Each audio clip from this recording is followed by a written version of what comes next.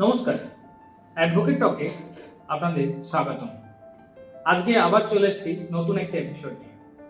আজকে আমরা আলোচনা করব নতুন বাড়ি কেনার কি কি বিষয়বস্তু আপনাদেরকে খেয়াল রাখতে হবে। আপনারা অনেকেই হয়তো এখন নিজেদের সমস্ত সঞ্চয় এক জায়গা করে একটি স্বপ্নের বাড়ি কেনার কথা ভাবছেন। কেউ কেউ হয়তো কিনেও নিয়েছেন। শহরাঞ্চলে বাড়ির থেকে ফ্ল্যাট কেনার সুবিধা অনেক বেশি। সিকিউরিটি, অ্যামিনিটিস সমস্ত কিছু বিচার করলে ফ্ল্যাট কেনার প্রবণতা অনেক বেশি এবং সকলে ফ্ল্যাট কিনতেই পছন্দ করছেন। আপনি কি জানেন আপনার যে ফ্ল্যাটটি আপনি কিনতে চলেছেন সেই ফ্ল্যাটটি বৈধ কিনা?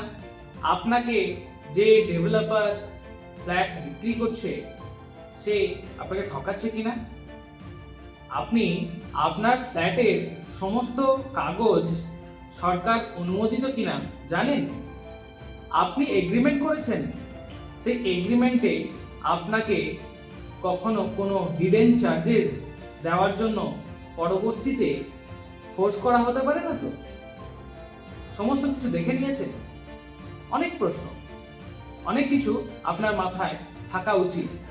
যদি এগুলো নেই, আপনি যদি কারোর প্রতি অন্ধ ভরসা করছেন তাহলে ভুল করছেন। হয়তো আপনাকেও কেউ ঠকাবার জন্য দানা বাঁধছে।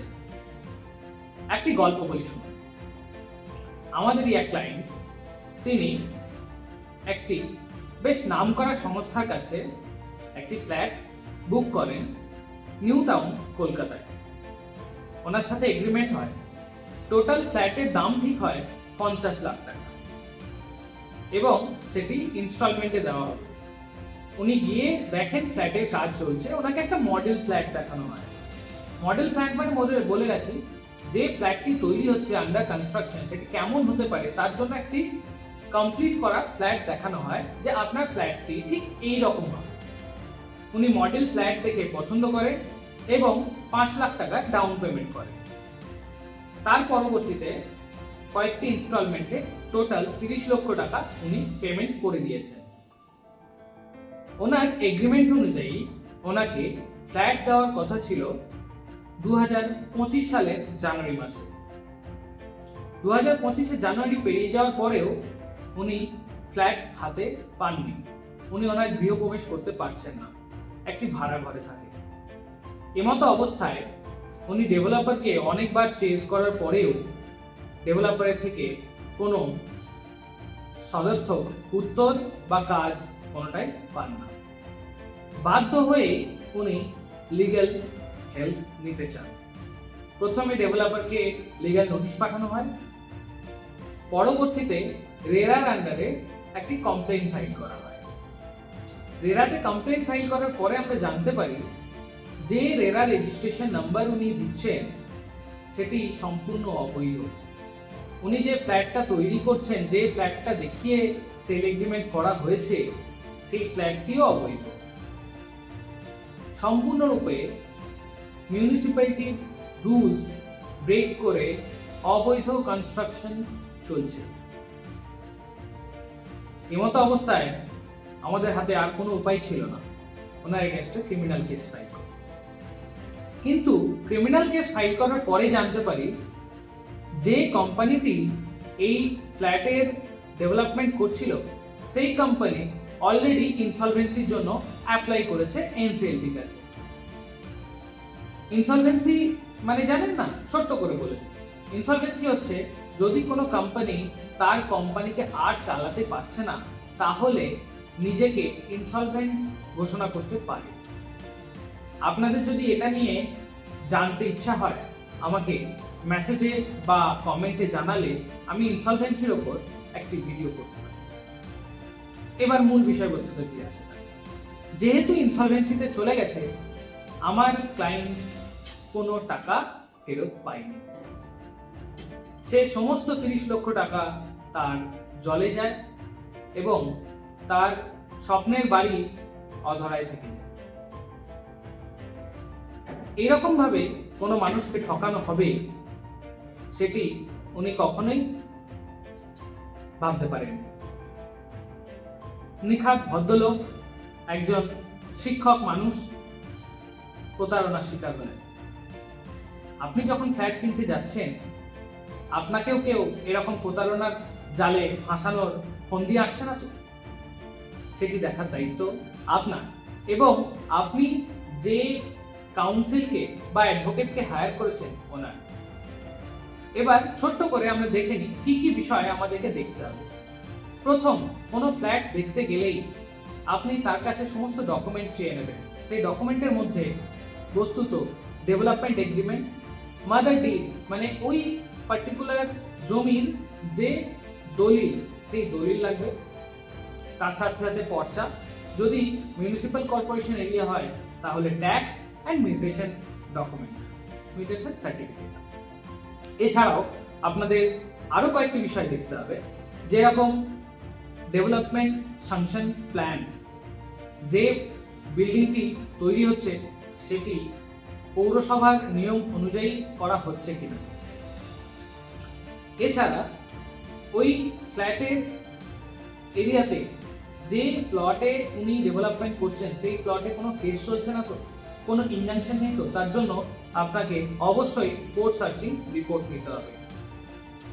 এছাড়াও আমি সবসময় সকলকে অ্যাডভাইস করব, আপনারা কোনো ফ্ল্যাট কিনতে গেলে অবশ্যই লোন মারফত কিনুন। কেন? কারণ ব্যাংক কিন্তু এগুলি খুব সন্তর্পণে চেক করে নেয় সে যে প্রপার্টির এগেনস্টে লোন দিচ্ছে সেই প্রপার্টি বৈধ নাকি অবৈধ। ব্যাংক থেকে লোন নিলে অনেক ক্ষেত্রে আপনার এগেনস্টে কোনো প্রতারণা হবেই না, তার সত্ত্বেও প্রতারণা হতেই পারে। তো ব্যাংকে লোন নেওয়ার সাথে সাথে আপনি যে ডকুমেন্টগুলি বললাম সেগুলি অবশ্যই চেক করে নেবেন। এরপরে আসে বুকিং বা agreement for sale. Agreement for sale যখন করবেন তখন তিনটে বিষয়ে আপনাকে সুন্দরভাবে খেয়াল রাখতে হবে। এক, টোটাল কত টাকায় আপনার সঙ্গে ফ্ল্যাট বিক্রির কথা হয়েছে, তারপরে আর কোনো হিডেন চার্জেস আছে কি, যেমন কোনো সার্ভিস চার্জেস, কোনো অ্যামিনিটিস চার্জেস, কোনো ক্লাব হাউস চার্জেস, অনেক কিছু থাকতে পারে। আপনি অবশ্যই সেগুলো দেখে নেবেন, পুরো এগ্রিমেন্টে দেখে নেবেন কোনো আদার্স চার্জেস আছে কিনা। যদি সেরকম কিছু না পান তাহলে অবশ্যই বলবেন এরকম একটি ক্লজ দিয়ে দিতে যেখানে লেখা থাকবে যে বস্তুত এই কনসিডারেশন বাই টোটাল দাম যা ধার্য করা হয়েছে সেটি যদি 30 লাখ টাকা হয় তাহলে এর উপরে আর কোনো টাকা দাবি করতে পারবে না। আচ্ছা, এগ্রিমেন্ট হলো। এগ্রিমেন্টে দুটো জিনিস দেখার সাথে সাথে আরো একটি জিনিস দেখতে হবে, আপনাকে কত দিনে ফ্ল্যাট হ্যান্ডওভার করবে। সেটি আপনার সাথে যে চুক্তি হয়েছে সেই চুক্তি অনুযায়ী হচ্ছে তো, এবং আপনি সমস্তটাই চেষ্টা করবেন যে একটি ইনস্টলমেন্ট দেওয়ার পরে বাকি সমস্ত টাকা দেবেন যখন ফ্ল্যাট আপনাকে হ্যান্ডওভার করবে সেই সময়, বা যখন রেজিস্ট্রি হবে ঠিক সেই সময়। তাতে আপনাকে ঠকানোর ব্যবস্থা করা খুব কঠিন হয়ে পড়বে। এছাড়াও যখন আপনাকে ফ্ল্যাট হ্যান্ডওভার করছে কয়েকটি ডকুমেন্ট আপনি অবশ্যই নিয়ে রাখবেন। এক, আপনাকে সাংশন প্ল্যানের একটা কপি রাখতে হবে। দুই, অকুপেন্সি সার্টিফিকেট নিতে হবে, যেটা পৌরসভা বা গ্রাম পঞ্চায়েত বা জেলা পরিষদ থেকে ইস্যু করা হয়। তার সাথে সাথে কমপ্লিশন সার্টিফিকেট নিতে হবে। এইগুলো না হলে আপনি কিন্তু আপনার ফ্ল্যাট মিউটেশন করতে পারবেন না, আপনার নামে ট্যাক্স হবে না। এই সমস্ত কিছু জানার পরেও আপনাকে ঠকাতে পারে। কিভাবে? আপনি যে এগ্রিমেন্টটা করলেন তখন আপনি একটা বুকিং অ্যামাউন্ট দেবেন, মিনিমাম 10% বা 5%ও হতে পারে। 1-1.5 লাখ টাকাও তো আপনাকে কষ্ট করে অর্জন করতে হয়েছে। সেই টাকাটা দেওয়ার সময়ও আপনাকে কিছু খেয়াল রাখতে হবে। কি? যে ফ্ল্যাটটি আপনাকে দেখিয়ে বিক্রি করা হচ্ছে সেটি অলরেডি কারোর সাথে এগ্রিমেন্ট করা নেই তো? এটি তো আপনি সার্চ করে খুঁজে পাবেন না, কারণ আনরেজিস্টার্ড ডকুমেন্ট থ্রু হচ্ছে। সো সব সময় আপনি চেষ্টা করবেন আপনার এগ্রিমেন্টটিকেও রেজিস্ট্রি করে নেওয়ার। Agreement for sale without position registry করার প্রভিশন আছে। সেটি রেজিস্ট্রি করে নিলে আপনার ডকুমেন্ট রেজিস্টার্ড হয়ে যাবে, আপনাকে ঠকাবার চান্সেস অনেক কম হয়ে যাবে এবং আপনার কাছে লিগ্যাল রেমেডিস অনেক স্ট্রং থাকবে। নমস্কার। যদি এরপরেও আপনাদের কিছু জানতে ইচ্ছে করে তাহলে আমাকে মেসেজ করুন। আমি আমার সমস্ত বিদ্যা বুদ্ধি দিয়ে আপনাদেরকে সাহায্য করব। আশা করি অনেকজনের মনে কিছু প্রশ্ন এখনো থেকে থাকছে, তারা জানবার চেষ্টা করবে। যদি কেউ এই সমস্ত বিষয় শুনে মনে হয় যে তার সাহায্য হচ্ছে এবং অন্য আরও কয়েকজনকে এই তথ্য দিয়ে সাহায্য করা উচিত, তাহলে অবশ্যই এই ভিডিওটি শেয়ার করবেন। Thank you.